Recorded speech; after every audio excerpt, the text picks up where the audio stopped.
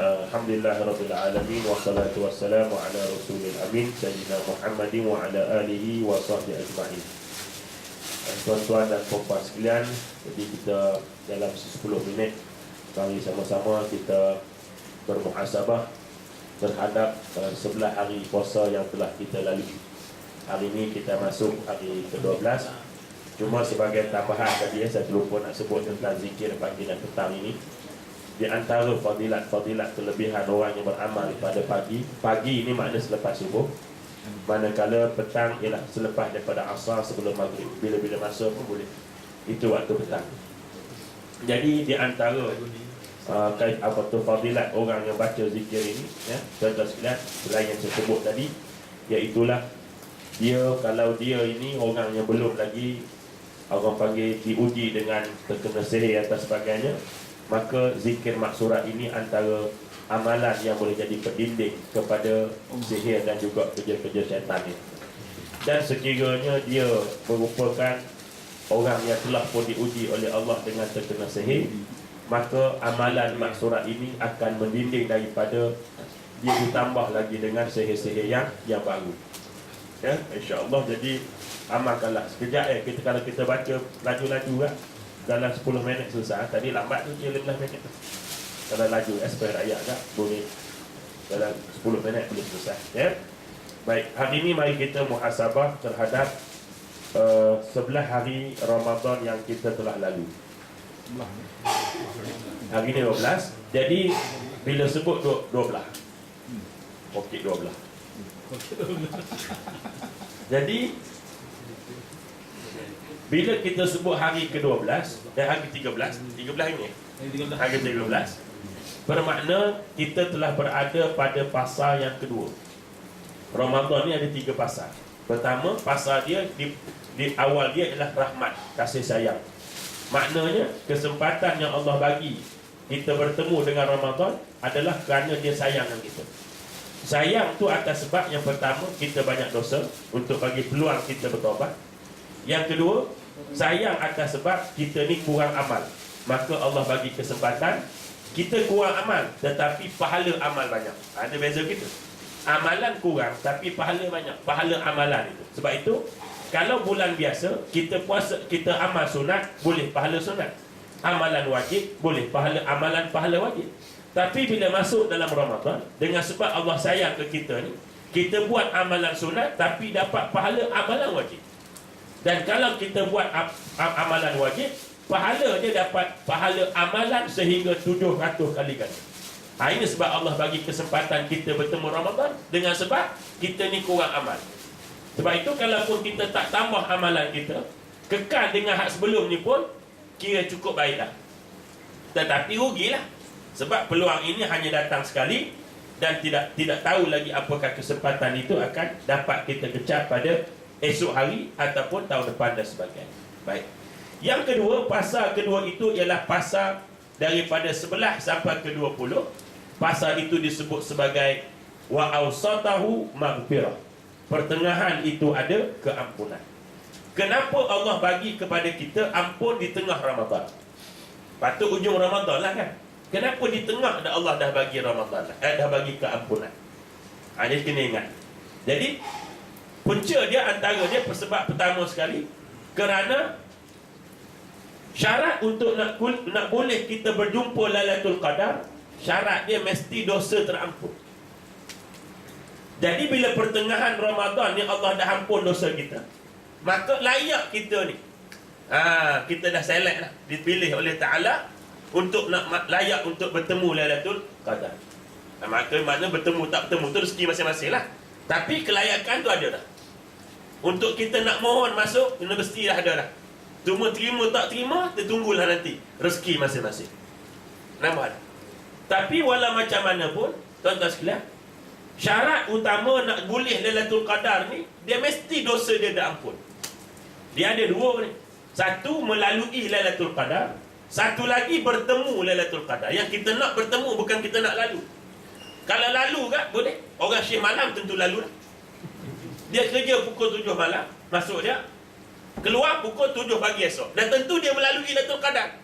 Tapi dia boleh lalu tapi dia belum tentu berjumpa. Yang kita nak ialah bertemu, bukan lalu. Lalu dia siapa-siapa, boleh puan-puan boleh lalu. Moga dia tak tidur malam, nak rompok rumah orang. Sampai pagi dia jaga. Maka dia akan melalui Lailatul Qadar, tapi dia belum tentu bertemu. Macam kita lah, boleh lalu ke depan istana negara tu lah, tapi belum tentu boleh jumpa agung. Takat tengok kuda duduk mengawal pintu tu kan. Nah, tapi nak berjumpa belum tentu. Jadi hikmah kenapa Allah menganugerahkan pada kita keampunan di pertengahan Ramadan tadi merupakan untuk memberikan kelayakan untuk kita bertemu dengan Lailatul Qadar. Baik, macam mana kita nak tahu dosa kita ni Allah ampun kita? Boleh tahu ke tak? Boleh. Kecil manis pun ada tanda. Darah tinggi ada tanda, semua ada tanda. Jadi nak sebutnya, apa tanda dia? Imam Ghazali dia bahas lah bab-bab tanda ni. Dia tanda. Contohnya, untuk nak tahu sama ada seorang haji, seseorang yang mengerjakan haji itu mabrur atau tidak, dia bagi tanda. Antaranya dia ada kerinduan nak pergi semula ke Mekah. Ni tanda dia. Ada tanda lah. Tanda ni kadang-kadang ada, kadang-kadang tak ada. Dia supaya macam dulu lah. Dulu kan, sekarang tak ada lah. Dulu ada kan, kalau kawasan Kemalangan tu dia ada gambar tengkorak. Ingat tak?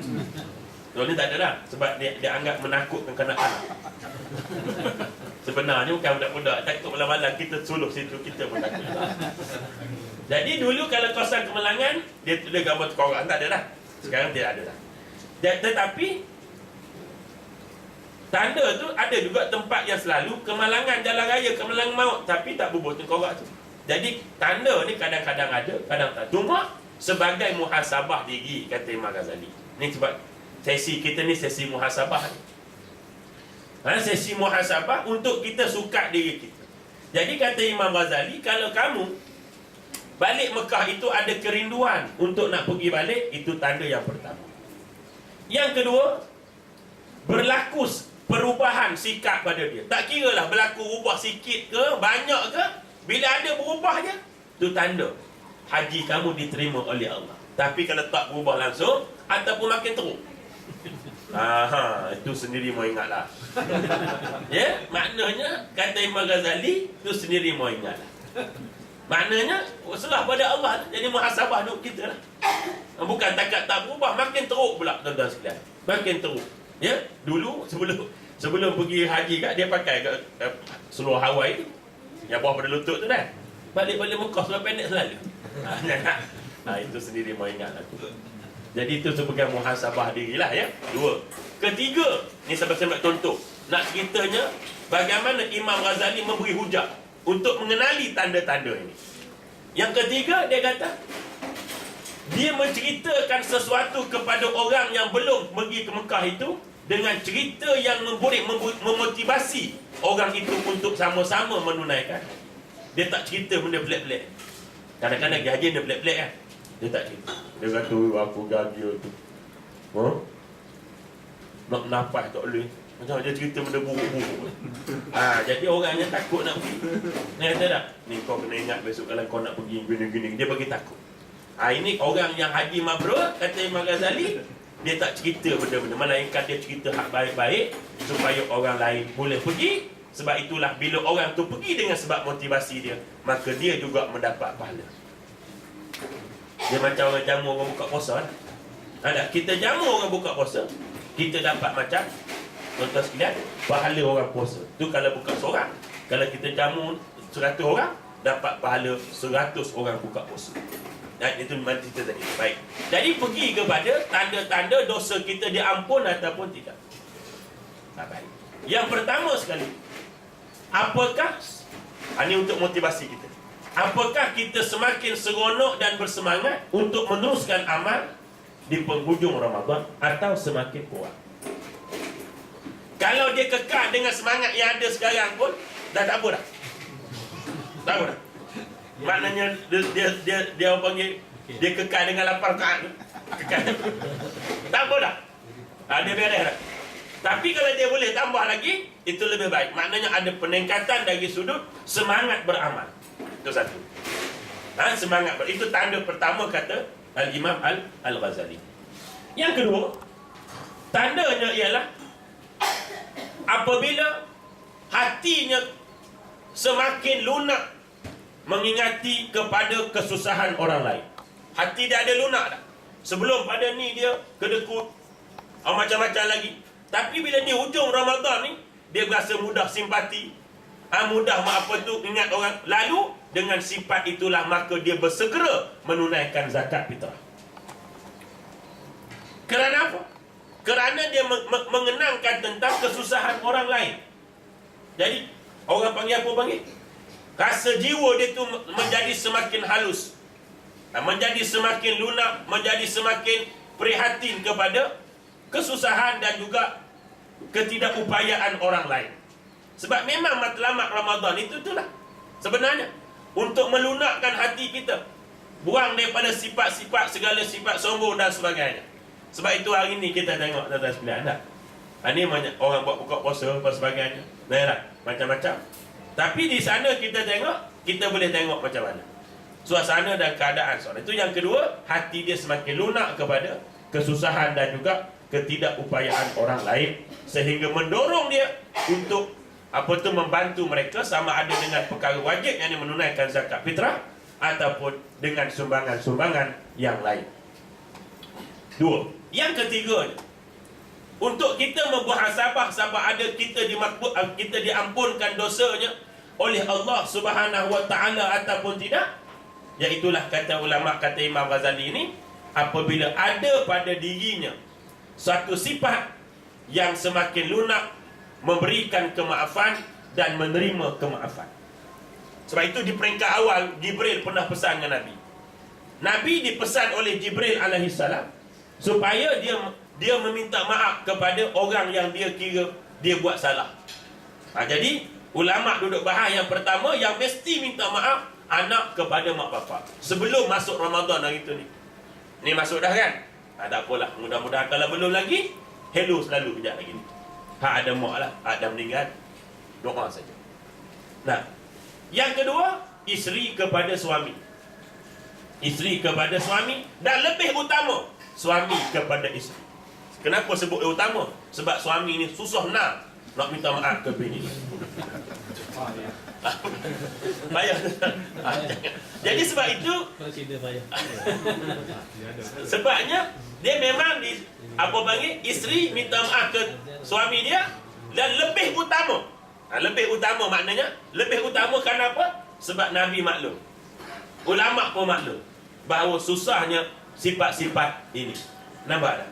Jadi sebab itu kalau kita tengok, meminta maaf ini tidak mungkin berlaku kalau sekiranya jiwa kita tidak lunak.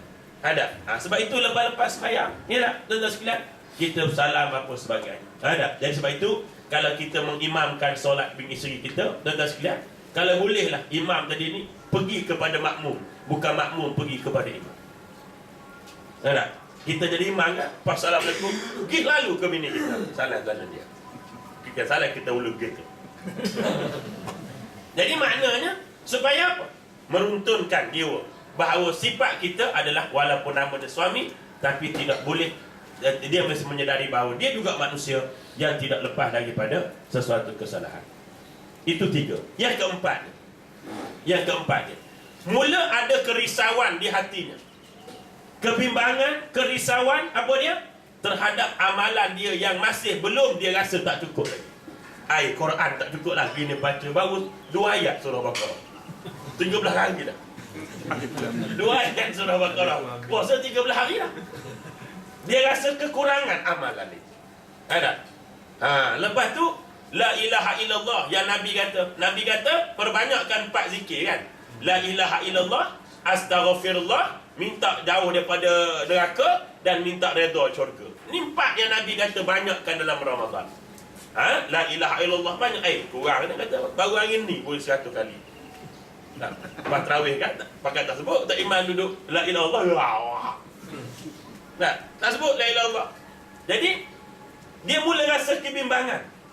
Sikitnya la ilaha illallah, sikitnya astaghfirullah, sikitnya baca Quran, sikitnya segala-segala amal. Itu tanda dia positif sebenarnya. Positif maknanya itu tanda dosanya telah terampun. Sebab apa?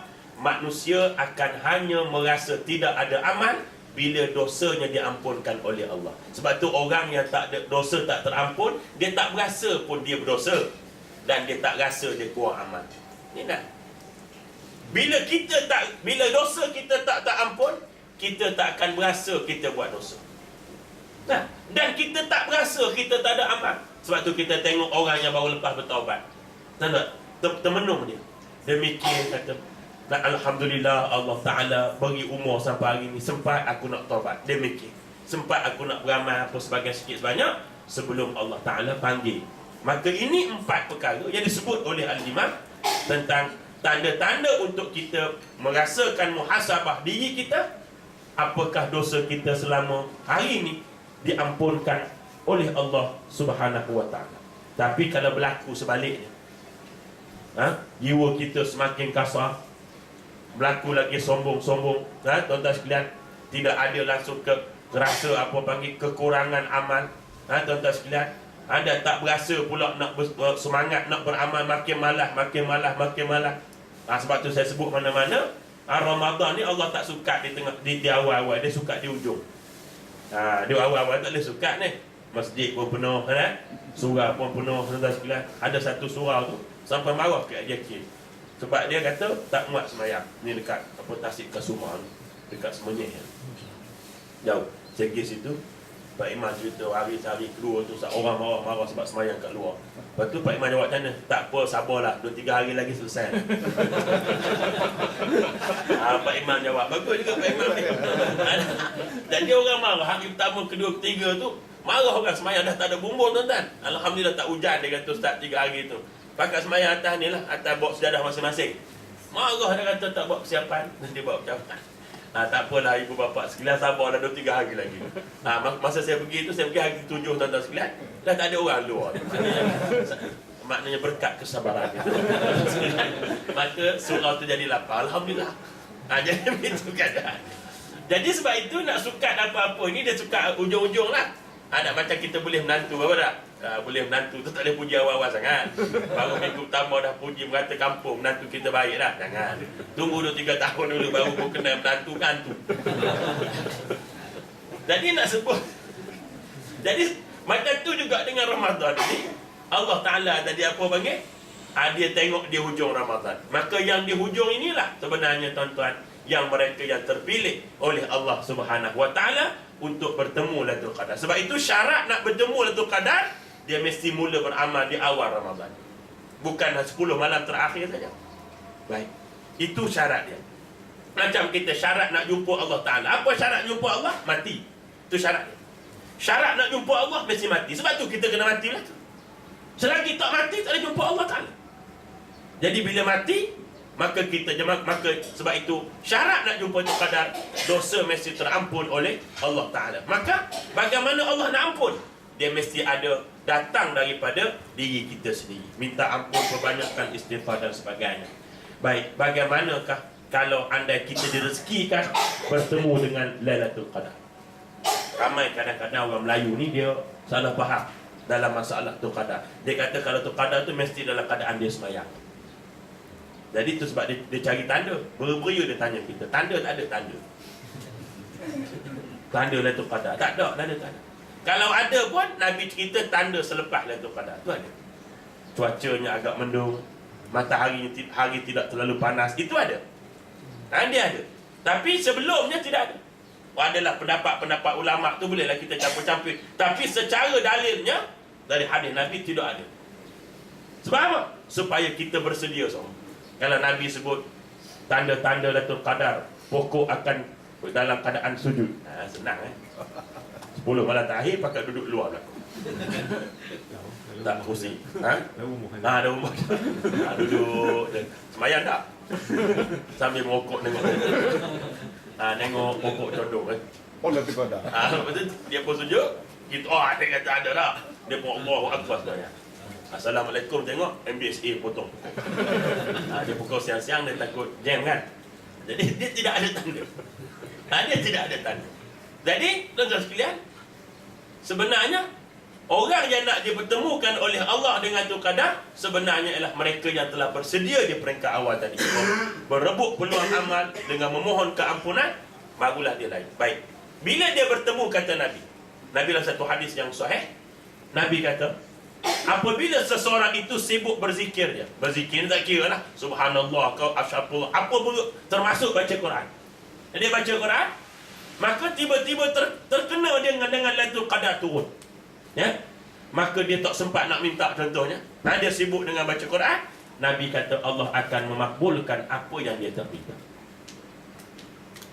Yang dia tak mohon gitulah, tapi hati dia ada yang kemahuan dia. Jadi maknanya Lailatul Qadar bukan semestinya dalam kita sambut ataupun cari dia dengan semayang. Kalaulah solat, tuan-tuan bayangkan, Nabi kata kena solat, kita tak tahu turun bila. Solat tiap-tiap malam, tuan-tuan sekalian, sampai malam sempat penat dia. Daripada pukul 12 sampai ke subuh semayang, penat, berehat. Hari kelima berehat, hari kelima tu turun, tuan-tuan sekalian.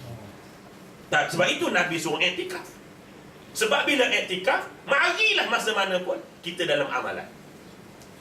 Sebab Nabi suruh iktikaf, supaya bila Lailatul Qadar turun masa bila pun kita tengah tidur.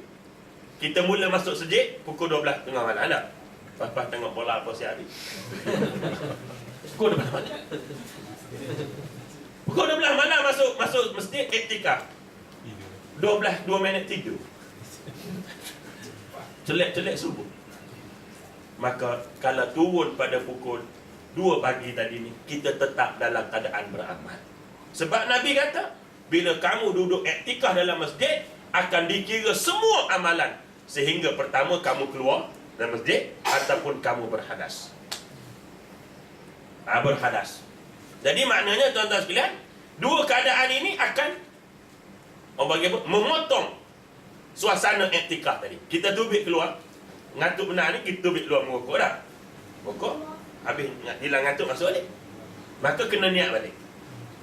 Nampak? Jadi kalau kita dalam keadaan macam tu, maka kita dikira sebagai beramal. Sebab itu Nabi suruh i'tikaf. Orang perempuan macam mana? Orang perempuan, banyak pendapat ulama.